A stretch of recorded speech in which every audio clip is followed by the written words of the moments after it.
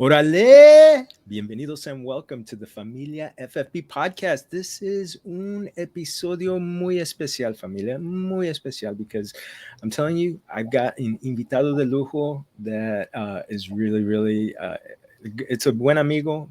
Some would say primo, hermano, everything. But I had the pleasure of working with this man during my first several years with the Dodgers. In fact, he's a part of the reason why I got in the door. He literally rose from intern to VP of communications at the Dodgers, and later went on to a bigger job leading communications, marketing, and other fun stuff at the Arizona Diamondbacks. Though a few months ago, he got the call to the Hall. He is now El Presidente of the National Baseball Hall of Fame and relocated his family to Cooperstown, New York. So, one other thing, familia, he is a fantasy football aficionado and someone I've had a few battles with over the years. He's also a fellow San Fernando Valley native. Go Chatsworth High School. I'll let you shout him out. And someone, as I said, I call him a friend. And there might have been a couple times where we sprayed champagne and beer on each other in clubhouses, celebrating. But and also, since he speaks Spanish, I'm also adopting him as a primo of la familia. So, everybody, un muy bienvenido especial to mi amigo Josh Rawitch. ¿Cómo estás, Josh? I'm doing great, Jorge. How are you doing, buddy? Good to hear your voice and good to see you. Oh, it's so good to see you. It's so good to see you. It's so good to see you on YouTube, everybody. Please make sure to like and subscribe us. I forgot to mention that at the beginning. I was so excited to get into this show. Mi amigo, it's been a few months now. And has all of this, the relocation from Arizona to Cooperstown, New York. I know your wife's a native of New York, but has it all sunk in? Kind of looking around and being like, this is my office now. This is where I work. I mean, yes, it's sunk in, because the reality of it is it's every day. I've been here just about 3 months. I think next week I want to say is 90 days since I took over as president. And every single one of those days I've had some sort of pinch me moment where I just can't really believe that this is what I'm doing. And today's I wandered into the plaque gallery. They just put up the Christmas tree in the middle of the plaque gallery, and you just standing in there by myself. It was early, and you can't really even grasp when you grow up a big fan of the game that I could even forget working here, but then actually being the president of the organization is it's beyond my wildest imagination. Now, do you remember the first time you visited? I do. I was with my dad actually back in 2001. My niece was born. My sister was living in Brooklyn at the time. And so we came out to meet my niece, and my dad and I just we had an extra day to kill towards the end of the trip. And we literally drove up for the day.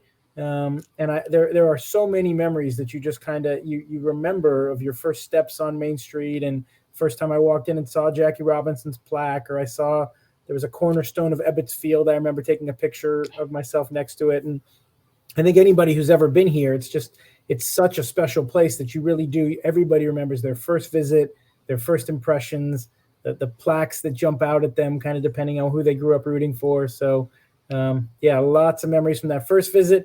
And then the 2 times after that, I was able to go back in 14 and 15 I went in 14 for Joe Torre and Tony La Russa's induction. And then in 15, I went with Randy Johnson as part of the group that helped him come in from the Diamondbacks. So I had 3 trips to Cooperstown before I moved the family across the country, and now we're living right here in the village. It's so incredible. I mean, honestly, just having worked with you and calling you a friend, I mean, I'm just so proud of you. I know I've told you this, but I just want to say it again. On Facebook and on Instagram, you guys put some really fun pictures of your drive across the country, getting to end up at Cooperstown. I know there was one particular place in Iowa that came with a really cool picture. But what are some of the highlights of that trip across the country? Well, we basically plotted it all around the Field of Dreams game. We knew that we were going to be moving in August, and so we kind of planned the road trip. I love planning travel, as you know, I'm a big traveler. Mm-hmm. So my wife she just said, take us wherever you want to go. I don't care what the route is. And so I basically planned for us to be in Dyersville on August 12th, and then the rest of it was just kind of fun stops along the way. So got to see Josh Sushan. A shout out to the former Dodger pre and post game show host. Sush is the broadcaster in Albuquerque, so I got to see him. They had me actually throw out a first pitch at the Albuquerque Isotopes game, which was pretty fun. We got a chance to stop in Texas. We saw family in Kansas City. And then ultimately, we went to the game at the Field of Dreams. And it was, I think a lot of people think it was the best. It was really the best event MLB has put on in years. Every single thing about it was so perfect.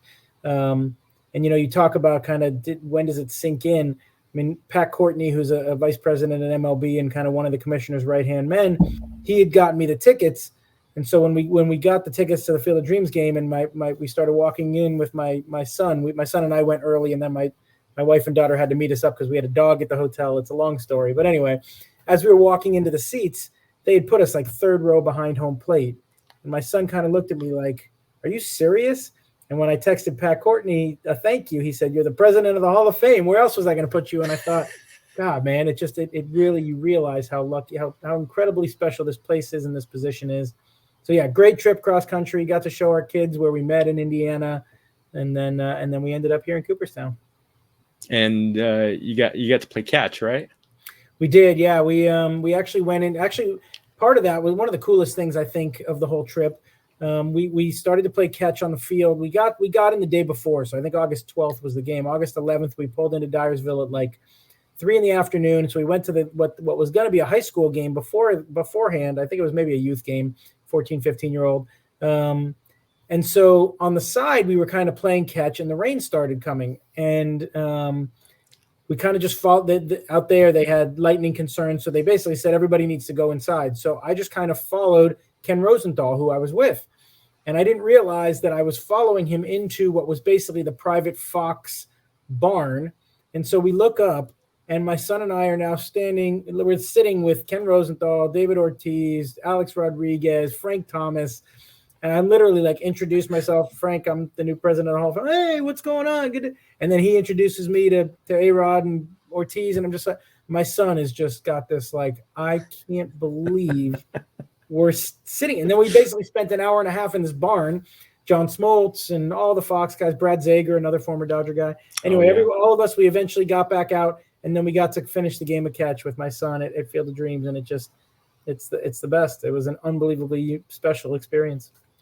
So with lightning concerns, it was kind of like the natural meets Field of Dreams. So yes, quite a bit. But thankfully they got the game. And I know that they put so much time and money into this game. And the biggest concern was if it gets rained out, you can't really make it up. It's not the sort of place you can just get back to on an off day in August, September. So it worked out perfectly. They thought of everything. I mean, literally from the entrance as you walked, when you parked your car to go to the game, you parked by the movie set. Everybody was playing catch on the field. So there's hundreds of parents and kids playing catch on the field. And then you walked into the corn. And when you came out on the other side of the corn, there was audio piped in. You hear, is this heaven? And the guy says, no, it's Iowa. And then you're standing here looking up at the actual Major League Stadium that you're going to play. They did it incredibly well and really just a really special experience. Yeah, and the players cooperated by having a walk-off victory in one of the best games of the year. Pretty unbelievable, yeah. Pretty. You'll never be able to match that first one again, but I'm glad they're doing it again. I think it's pretty neat.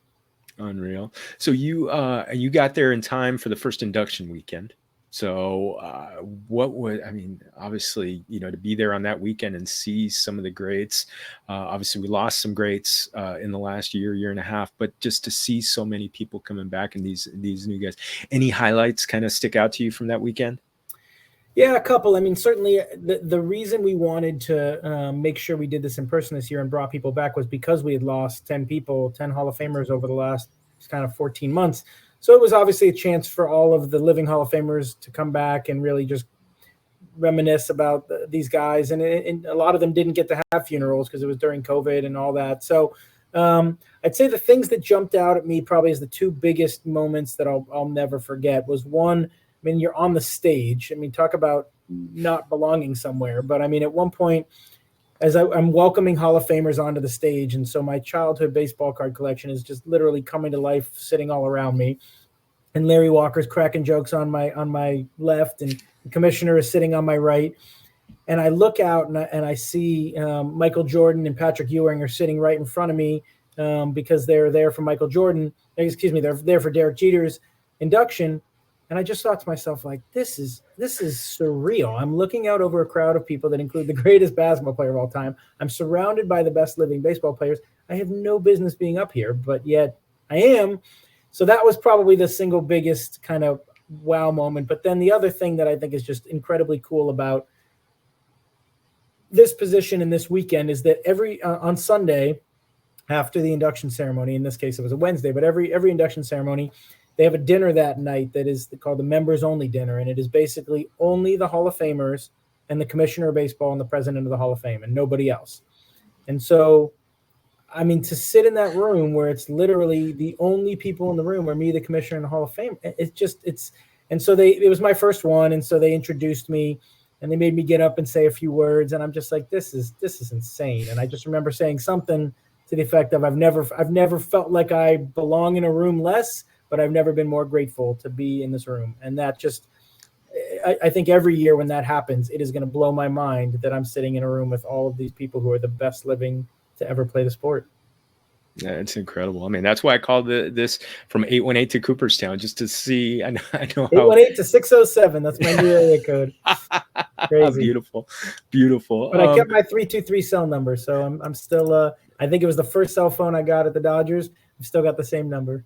Muy bien. So those of you who have the number, he's not going to big league you, so he's definitely going to get back to you. So now you talked about the real work starting, and I've always known you as being so steeped in baseball history dating back to when you were a kid. So this is definitely, I mean, we both, you've lived such a life where being able to be Peter Pan and kind of see so many idols come up in front of you. But now you're in leading the Hall's future. And what are you looking forward to most about this opportunity? And the other thing is, now are you able to root for all 30 teams? I do. I mean, it's weird to say it, but I really have become now a fan of all 30 teams, and frankly, more a fan of players. I mean, you get to know all these people on an individual level. And so I obviously grew up a Dodger fan, but over a decade, I really kind of, in a weird way, lost that and truly became a Diamondback fan, which I didn't think was going to be possible. I really felt like, how do you lose something that's been with you for 35 years? But when you're living it and you're around the team every single day, I really truly became a Diamondback fan over the last decade. And now I'm not going to be around them. I really am going to root for all 30 teams and just good baseball. That's what I've always loved in the game and the people and the players. So in terms of what I'm looking forward to most about the opportunity, it's really just this place is so special to so many people. And it was for me the first time I came, and anybody who's been, I think, knows that experience. What I want to make sure we're doing is continuing to stay relevant for the next generation, so that when my son, who's a huge baseball fan, my daughter less so, but when they walk around the hall, I want them to be as wowed as I was the first time I walked around the hall. And that's, I think, important to me, that whether it's adding technology, whether it's new exhibits, whether it's traveling exhibits, whether it's just making Cooperstown top of mind and a place to visit. I know a lot of people come here for the youth baseball tournaments. That's really what I'm looking forward most to, is just how do we continue to keep this place relevant for the next generations, the next 82 years that we're open. I mean, there's only been 8 presidents of the Hall of Fame, which is just kind of a crazy, impossible thing to imagine. But I hope that the 16th president is as revered by the job as I am right now, and that the place is as cool to the people walking into it as it is for me and for those who have come before me. Well, think about it. I mean, 8 people. Wow, that's just yeah, pretty hard to believe. Oh man. Well, we'll give you Yogi Berra's number for that, since he's probably the greatest number 8 to wear that number. Well, speaking of greats, I mean, you have had the opportunity to work with two of what I would say are two of the largest personalities of the last 50 years. Bobby Knight, when you were at Indiana, you worked with him there, and also Tommy Lasorda at the Dodgers. Can you share a story about them? Share stories about them?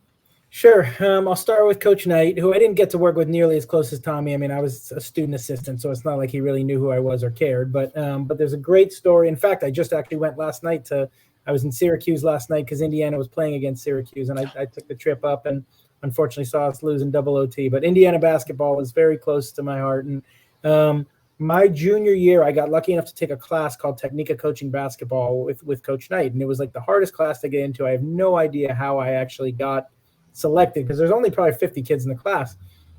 And these are mostly Indiana born and raised kids Bobby is as the biggest name they've ever, they can't believe that God is walking into the room. And so I can remember he walked in the first day. He didn't teach all, I think he probably taught about a quarter to a half of the classes, and then he would have his assistant coaches come in and teach it as well. But he comes in on the first day and the whole room is they're just following him across the room. Like they can't believe that he's here. And he kind of comes up in front of the room. He says, I'm going to teach you all everything you need to know about coaching right now on the first day of class. And everybody's like, oh my God, what's he going to say? And so he looks into the class and he sees this kind of heavyset kid in the middle. And he says, what's your name? Stand up. Kid's like, I'm Johnny. He's like, Johnny, I want you to run over to that door over there. I want you to jump as high as you can. And I want you to tap the door frame as high as you can. So this kid kind of waddles over there. He's clearly not athletic. And he waddles over and he leaps up and as close as he can, he kind of tips the bottom of the door frame. And Coach Knight goes into his wallet and he pulls out a $20 bill and he pins it up like an inch or two higher than where the kid had just jumped. And he's like, I want you to run. And if you can touch that 20, it's yours. And the kid waddles over, as you can expect, leaps up and gets 2 inches higher and hits the 20. And he says, motivation. Coaching is all about motivation. You have to figure out what motivates people. You have to figure out how to make them be better than they believe they can be. And everybody was like, wow, that's a pretty impressive way to. So that's probably among my favorite Coach Knight stories. I got a chance to meet him several times later over the years with Tony LaRussa, who was pretty close with him. So, but that's probably my favorite one on Coach Knight. For Tommy, and it's interesting because I often combine the two. I do think of the two of them because they're both these large personalities, like you said. I've never seen anybody other than the two of them command a room the way that they did. You can't be in the room without knowing that they're there. And other celebrities can come in and not be the focal point, but those two are just whatever room they're in, they were the focal point. So my best Tommy story I can't really share because it's totally inappropriate. So I had to come up with this. I've got to come up with a second one for you. But Tommy, over the course of I don't know how many years, 15 years or so, 20 years of working with him, he aired me out probably on 3 or 4 occasions. Where it was kind of fun to get aired out by Tommy, but you didn't want to be because he was important. But I remember one specific one where he really wanted Ralph Avila to get a lot of love in the Dominican. And so he basically told me in spring training, at the start of spring training one day, hey, Josh, I want you to put together a sheet about Ralph Avila and everything Ralph has ever done. So I go into Derek Hall, or then he was at the time the Diamondbacks Senior Vice President of Communications, Dodgers Senior Vice President of Communications. Now he's the Diamondbacks President. I said, Derek, Tommy wants me to put together a sheet about Ralph. I don't even know what he's talking about. He said he probably wants you to do a press release, but we're not going to put out a random press release about what Ralph has done in the Dominican. That just doesn't make any sense. So I don't do it. And like 3 days later, you know how Tommy used to sit in the dugout at Holman Stadium. So he comes over to me right before the game. It's like 6 minutes before first pitch. And he says, hey, Josh, where's that blankety blank sheet I told you to put together? I said, I didn't do it. You didn't do it. And he just starts tearing me a new one. And the best part about it is, like, everybody can hear him. I mean, it's Holman Stadium. He's 3 feet from the crowd, and he's just tearing me a new one. And my parents had come out to visit, and they were sitting like 7 rows back, and they're watching Tommy and his crooked finger up in my face. When I tell you to do something. And so I've gotten on the other end of a lot of those, and I've had so many great stories with Tommy, but that one just cracks me up in terms of just knowing my parents. Like afterward, they were like, "Did you just get aired out by Tommy in the middle of the home, right by home plate, right before the game?" I said, "I did. That was you saw what you thought you saw." So pretty. Tommy was the best, and obviously a huge loss for the game this past year, and I'll never forget that the childhood manager that I grew up idolizing, I got a chance to get to know. It's amazing. And I know, having gotten aired out one very memorable time, because I wore the wrong color Dodger cap.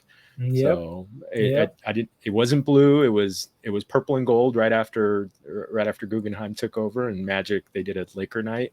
Okay. Aired me out, and it's funny. I went to our buen amigo Mitch Poole. I said, Mitch, do you got like anything I could wear? Because it's Arizona. You can't, I mean, and look at my head. So I can't, I wouldn't be able to survive. He got me a regular cap. I saw Tommy a couple hours later. I hope you burn that cap. I was like, yes, Tommy, whatever you say. But, the best. You talked about, we talked a little bit about that rise, going from marketing intern all the way to VP of communications, it's not something to be trifled with. It's not like starting on third base. You started at home plate and you worked your way around. So with a lot of hard work and a lot of ganas, what advice would you give to a young person kind of starting a similar internship, whether it be at a ball club or in some avenue that they're looking to gain a foothold? I'd probably give them the same advice that I got when I was that freshman intern at the Dodgers. Robert Schweppe was essentially the assistant GM. They didn't really call it that back in the day, but he was Fred Clare's right-hand man. And at the time, I thought I wanted to be a general manager, and I knew I wanted to work in baseball. I thought I wanted to be on the baseball operations side of things, but I asked him, like, what should I do if I'm trying to get to your seat or Fred's seat?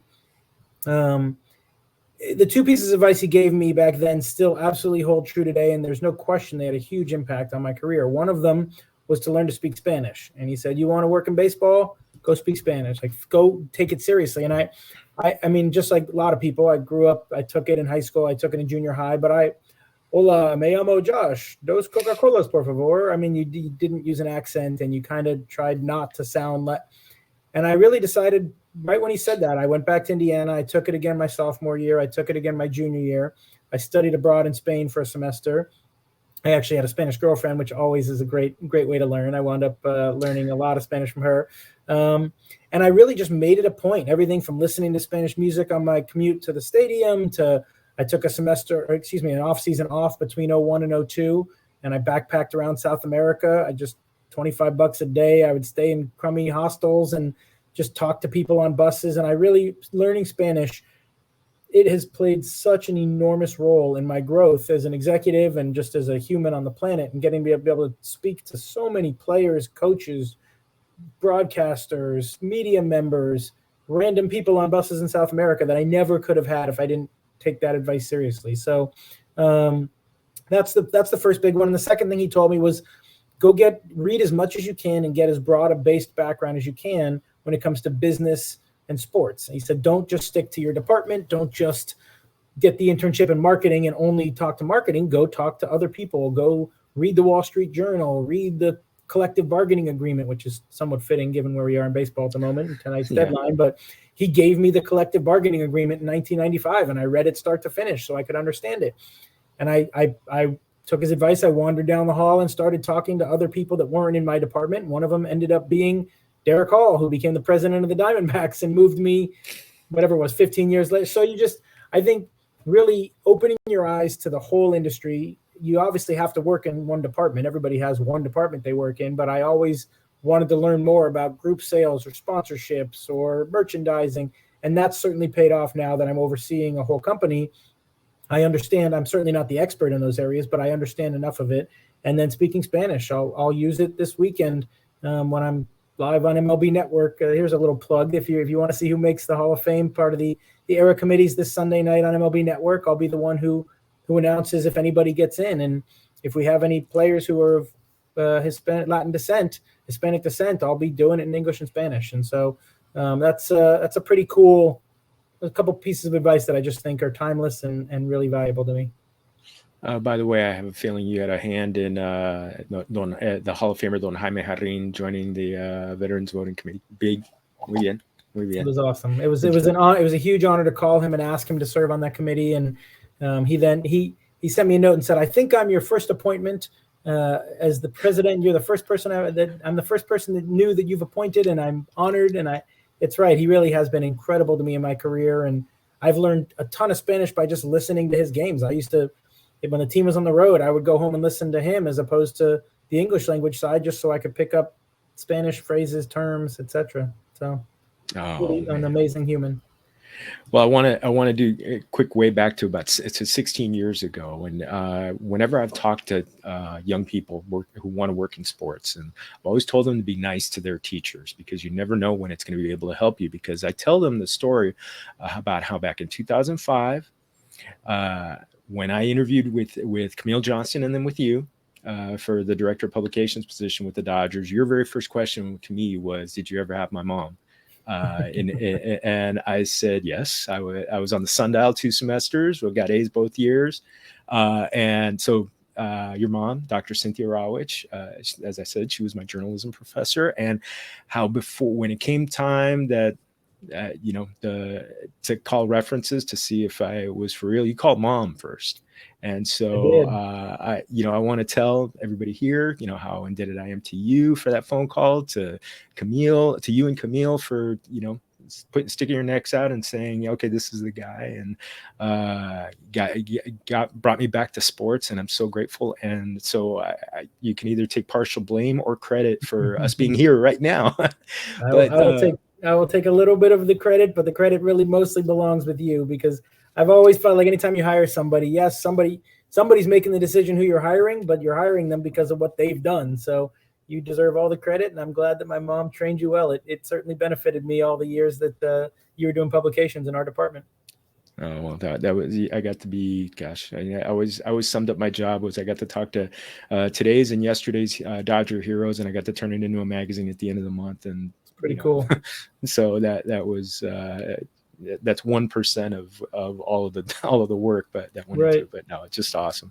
But yeah, and again, big shout out to your mom, Cynthia. Muchas gracias otra vez. I'm sure she'll watch this, so thank you, Mom, for sending Jorge our way. Yeah, definitely. And I'm going to make sure you watch it on YouTube, and you please make sure you like and subscribe, so that you could get all your football information. But so let's talk a little bit about football. And you're a dyed-in-the-wool Broncos fan, and because one of the things we didn't talk about, I mentioned at the beginning, you're a big football fan and fantasy football fan. How are you feeling about the team this year? The AFC West is really neck and neck. No one's running away with it, and especially after that big win against the Chargers this weekend. Yeah, I mean, it is definitely up for grabs, and I don't think anybody thought that. I mean, everybody just thought the Chiefs were going to be this dynasty for a long time to come, and somehow they've come back down to earth a little bit. And we got a big battle with them this weekend, but it's hard. I think just like any team, when you lose some of the big names that you've had for a long time and that are your favorite players, you almost have to kind of fall in love with your team over and over. And Von Miller was a favorite of mine. He's now back out in LA, and I was getting all excited that Drew Lock was going to be the quarterback of the future, and suddenly Teddy Bridgewater's out there. So I think they've surprised us. I don't know that all of us thought that they'd be battling the Chiefs in whatever this is, week 13, with a chance to take over the lead of the division. But I do remain a huge Bronco fan, and it all goes back to 1986 and John Elway being in the Super Bowl, and me hearing that, hey, here's this kid who grew up in Granada Hills who's on your TV, and I was 10 years old, and he threw a long touchdown pass. I can't remember which of the three amigos. It was either Mark Jackson, Vance Johnson, or Ricky Nattiel, but Ricky Nattiel was my favorite player from that point forward, and the Broncos were my favorite team. So we'll hope this is a good year for them. I don't know that I'm not going to be calling AFC championships anytime soon, but I'll certainly be rooting for them. Oh, and they get their Mahomes or their next Elway. So yep, exactly. Actually, I've often compared Mahomes to Elway. Kind of just that swashbuckling style. I think they're just so similar. Would have been, I guess, it would have been nice for you that they went to the Broncos, but at least you get to see them twice a year. Yep, absolutely. Yeah. Well, you got me in 2006 into the True Blue Fantasy Football League, the Dodger front office league, which is still going strong. And shout out to Greg Morrison, my co-commissioner. Still plenty of your old friends in the league, Josh. So if you ever feel a need to come back, but I mean something that you started, kept going with the players. You've continued to play all this time. What are your favorite formats? Superflex, PPR, non-PPR? Yeah, I mean, we've done the last several years. It's funny. I used to be I think at my peak, I was in 5 leagues. I'm like, this is too much. I got to dial that back. Then I was in 4, then I was in 3. And this is the first time I've only been in 2 in quite some time. So it's rather strange to only be in 2. Both of them are half point PPRs. They were kind of snake drafts. I do not have the bandwidth to figure out the auction drafts, even though that was that's how we used to. When I first started doing rotisserie baseball in 1986, it was auction style. Me and all of my 10-year-old buddies doing. God, it's funny. I never thought about the fact that was the same time I fell in love with the Broncos. But we started doing the pizza party and actually auction bidding and all that stuff's fun. But I think one of my leagues has 2 flexes. One of them has 1. I've never been in a league with 2 QBs. It's kind of the 2 leagues that I'm in. One of them is the same league I've been in with my college buddies since literally, I think, 1998 or 99. It's mostly the same group. You get somebody coming in and out. So all the years that I would have been in the Dodger League, this would have been another one of my leagues. The other one I'm in is called Trader's Paradise. It is run by Tom Candiotti. It is as I call my expensive league. It's a chance to win or lose a lot of money. And it's called that because there's constantly trades going on. People are just like, most fantasy leagues, you're not seeing 2 and 3 trades a week, but like Candy's always trading. The other guy on radio in Arizona, Greg Schulte, is part of the league. He's always trading. Derek Hall's in the league. And so it's a constant, it is a matching of the wits. It's a really fun league I'm in. So those are the 2 I'm in this year.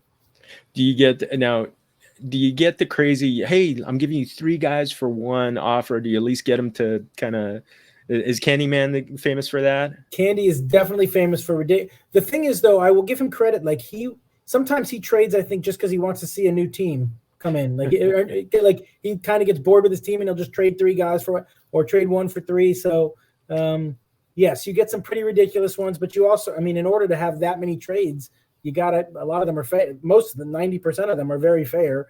And you look and you go, man, how come all of my leagues can't be like this? We should all be trading this much. It's a lot of fun. It's been a blast being in that league. I won it last year, so I won a lot of money last year, and it covers me for probably about the next 3 to 4 years if I'm not any good in there. We'll see. This week I'm basically the way they do this one is actually the playoffs. There's only 4 teams out of 12 that make it, and the first week of the playoffs is 2 weeks, and the second week is 2 weeks. So it's basically this is the last week, and I'm 6-6 in this one. I have to win, and I have to win pretty big for me to get into the playoffs in order to jump over the other team. My other league, I think I'm pretty much set to go to the playoffs and looking good going in. Oh man, well, yeah, it's nice to be 2 for 2, but even 500 is pretty good in baseball, I heard. Yeah, it's not easy, man. No, it's not easy. I'll leave out the 2007 championship that I got you by a point or 2. So that's funny. We'll leave that one. That was the Tom Brady, Peyton Manning. Adios mio. Well, no. So painful. So one of the things. Well, this year, who've been some of your big hits and maybe any disappointments for you? I'd say my biggest disappointment or my biggest dumb move, I'd say, was that after week 1, I got offered a trade. I had Dalvin Cook. I still have Dalvin Cook, which is going to be a challenge now. But and I got offered Ezekiel Elliott and Justin Jefferson for Dalvin Cook. Now, Zeke was coming off of like a 5-point week 1, and everybody was wondering if this guy's any good. Dalvin was like 18 points, and Jefferson was like 9 or 10 points, and I turned it down. And I think, like, oh my God, like if I had taken that deal, the team that got lucky to not have their deal taken is now like 10-2, and I'm, like I said, 6-6. So that was probably my pretty dumb one. I'd say I think I took Lockett in the 4th round, and that one hasn't turned out particularly good for me. But I did take Fournette in the 8th round. That's been a pretty good one. So yeah, I've had just like any, I've got some bad and I've got some good. Yeah, Fournette. In fact, I interviewed. So before the season, I interviewed a beat writer or insider for every team, and my Tampa Bay person was Carmen Vitale, who was an intern for the Dodgers in 2013. Now she's now she's writing for Buccaneers.com. And cool. I asked her, can you look into your crystal ball? Is it going to be? And she says it's going to be a committee. It's going to be a committee. So that's what everybody thought. But and speaking of Tampa Bay, I'll tell you the other big move I made this year was right around the time, I think it was like week 6, that Antonio Brown was looking like he was going to be the same. I mean, he was a beast. And I was like, okay, I gotta sell high on this guy right now. And I moved him for Hunter Renfroe and Khalil Herbert. Renfroe's been huge for me. Herbert wound up for about 3 or 4 weeks, was a great fill-in when I had Edwards-Helaire was down. And literally like 2 days after I dealt him, Brown got hurt and he hasn't played since. So I literally had the best 6 weeks of Brown. He got injured, and then I basically have had Hunter Renfroe and Khalil Herbert in there for the last. So that's probably my best move so far of this season. But that's the best part. I mean, everybody's got moves that they love. Everybody's got moves they hated that they did. That's what I love about fantasy football. It's the best. Oh, it is awesome. It is so awesome. Now, this year there's been kind of a reckoning with the first round running backs. So many of them have gotten hurt, stayed hurt. Some have been out for the season. It's just horrible. Now, one of the things that I'm seeing is some being on the analyst side is I'm seeing other analysts start talking about the 2022. What are we going to do about that? Are we going to start ranking wide receivers higher up so that they're going in the first round? So maybe it's more 50-50. Can you see yourself kind of wavering, kind of going away from going RB heavy at the beginning of a draft and maybe kind of balancing it out a little more? Yeah, I mean, I've always kind of been a running back heavy sort of guy. I just said the challenge from my standpoint, and it's always the case. I mean, wide receivers, they are a bit of a crapshoot. And, I grabbed, I think, Brandon Cooks early this year, Tyler Lockett early this year, even Claypool and Juju I had. And they're like every week, these guys could be the best receiver in the league, or they could end up being terrible. So I think I'm going to continue my guesses, and don't show this to any of the teams that play in my league, but I'll probably continue to go heavy running back early just because you're getting carries, and then you try to keep finding guys like Hunter Renfroe, who's on nobody's radar, but is putting up a 12, 15 spot every week now because he just gets so many catches. My guess is I'll continue to stay heavy on the running backs and just kind of keep taking flyer, load up on wide receivers and find whichever one of them breaks out after about week 2 or 3. Yeah, especially when you look at like the two best wide receivers this year, Cooper Kupp and Deebo Samuel. I mean, they were both taken after other wide receivers on their team. And yeah, well, I'll tell you what though, I'm so mad at myself. Like I remember reading something that was high on Kupp, and he was on my like try to get this guy, and I missed him in both drafts by like a pick or two. I would have gotten him, and man, he's making or breaking a lot of teams this year. He's just been a beast. Oh, he's been phenomenal. I know I've got Kupp on one team where I picked him just kind of like I think I'd gotten aced out on Robert Woods. And so, and Deebo was like a 8th round flyer, and all of a sudden he's just like carrying a team. So sometimes you get lucky too. Somebody takes the guy you want and you wind up taking someone else, and that guy goes off. So, I'm sure there's an example of that. Everybody's got one. Oh, awesome. Well, to hit me up if you ever got any start sit questions. So if you're ever stuck. So this being Familia FFB, so we always play up our as you said in one of your initial text messages, it's like, I hope you become the Mexican Matthew Berry. We always love to talk about food with our invitados. And so have you been able to find good Mexican food in your new hometown or nearby? Oh no, sadly. And that's actually my wife's biggest, complaint is that when she looked at Cooperstown, she thought, man, there's no Mexican food here. What are we going to do? And she loves Mexican food. We moved here, and I had heard that there was a place called Jalapeño, as in like Hall of Fame, but Jalapeño was the name of a restaurant that used to be here, and it closed down. So my wife read that there was a Mexican food place that was opening up in town. It did open up about 2 weeks after we got here. It's called Natty Bumpos, which is Natty Bumpo was a character in James Fenimore Cooper's famous books that made Cooperstown. It's not so much Mexican food as it is kind of Latin fusion. It's got a lot of, it's not your typical Mexican food. I've been told that there's a decent Mexican food place about an hour away in Schenectady. And I know that there is a at least authentic Mexican food place about half an hour away in Oneonta. But no, in Cooperstown, we are lacking that, and we need it. So if anybody wants to move to Cooperstown, build a place on Main Street, and bring some good Mexican food to baseball heaven, we would love to have you here. I tell you, hell, you're making me want to open up a food truck over there. So, get some nice tacos. Food trucks don't work, though, from about November to March out here. That's true. So you're going to need an actual building with heat.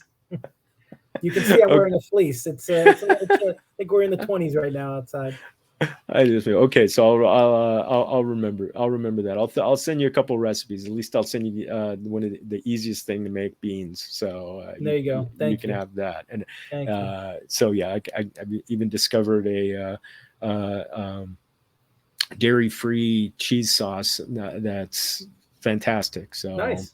Yeah. Well, and we have a guy, Roger Lansing, in our office is here, who makes homemade salsa. Out of tomatoes that he grows at his house. And he gave me a jar maybe about 2 months ago. And he's like, I'm almost ashamed to give this to you because you came from the Southwest. Like, this is not going to be the sort of salsa you're used to. We loved it. My wife was like, this is amazing. This stuff is so good. So you can find it. It's just hard to find out here. Oh man, well, anything's worth finding, and well, I'm so glad I'm so glad to have found you as a friend and colleague, and that the Hall of Fame chose you as number 8. So I called this episode 818 to Cooperstown or 607, and we really touched on your career highlights. If I'd have told you 30 years ago when you were playing baseball for Chatsworth High School that you'd be sitting in the seat you are now at the center of baseball history, what would you say, and what would you say to that kid?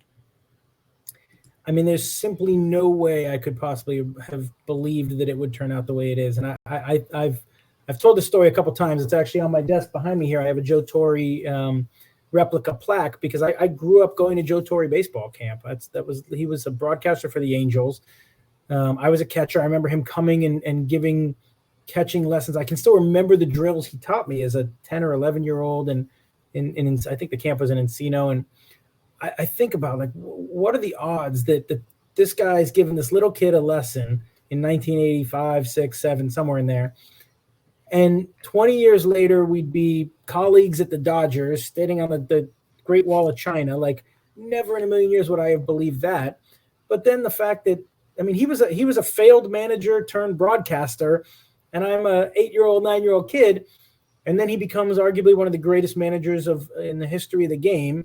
And we're sitting on stage together at Derek Jeter's induction. And I've told him, like, it is an impossible to believe story, but it is, in my way, I guess, of knowing, like, you have dreamed. I didn't dream this big. I certainly just kept loving the game. And there's no way I could have ever imagined my career ending up here, but I'm incredibly grateful that it has. Oh man! And what would you told that kid? Yeah, that kid probably thought he was better at baseball than he really was. I mean, when I was that age, I was still an all-star, and like you said, I mean, I played at Chatsworth, but I was not.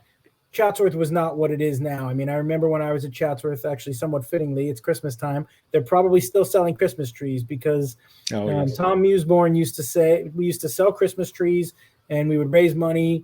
Here's a Jewish kid from the Valley. I'm selling Christmas trees. I don't have any family to sell Christmas trees to. And Coach Musborn would say, I'm going to turn this into one of the top programs in the country. And we were, I think my senior year, we were ranked like 8th in the state or something like that. We were one of the better teams in LA City. But we were not this national powerhouse that Chatsworth became with draftees left and right and all these guys going to. So, I mean, I would have probably told that little kid, like, keep believing that baseball can take you somewhere. Because even if you can't do it on the field, at that age, I had no idea that there was a such thing as a front office or that there were jobs that you could have like this one.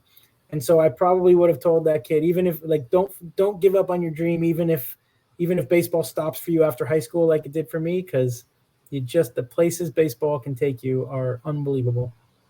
Oh, unbelievable. And this has been unbelievable, mi amigo. This has been awesome. And everybody, First off, un millón de gracias to you, Josh, and everybody. Make sure you're following him on Twitter at HOFPrez. He gave the first shout out. Make sure you're tuning in on the on MLB Network. When is that one again? This Sunday night at 6:00. And so if you tune in, you'll see if anybody. I know there's a lot of Dodger fans there. We have several. Gil Hodges, Maury Wills among the names that I think most people in LA are thinking about. But there's 20 guys, 10 in 2 different eras that are going to be looked at as by a committee of 16, and they've got to get 12 votes in order to be enshrined in July here in Cooperstown. So we'll see what happens this weekend, and then you've got the BBWA vote in January. So lots of exciting things going on. You can follow our Twitter or Instagram accounts. We're at Baseball Hall, so easy to follow that group. And there's actually a good number of active Hall of Famers on Twitter. So guys like Rod Carew, Fergie Jenkins, these guys are tweeting every day. They just love interacting with fans, and you get a chance to talk to some of these guys. So go on Twitter. You can look at the group that I follow, or just search the Hall of Famers, and you'll see a pretty impressive list of people to follow. Oh man, well, this has been really impressive, mi amigo, and everybody, familia. This is todo for our show. If you haven't yet, please like and subscribe us to our YouTube page. Also, make sure you're following us on Apple, Google, Spotify, wherever you get your podcasts. And thanks again to Anchor for putting our independent podcasts out there. Also, make sure you're following our original content at familiafp.com, where you'll see the audio for this. And follow me at Jorge Martin 17 on Twitter, and also Facebook, Twitter, Instagram, Familia FFP. Otra vez, Josh, thank you. And Familia, un placer. En Familia, remember, todos somos familia. Salud.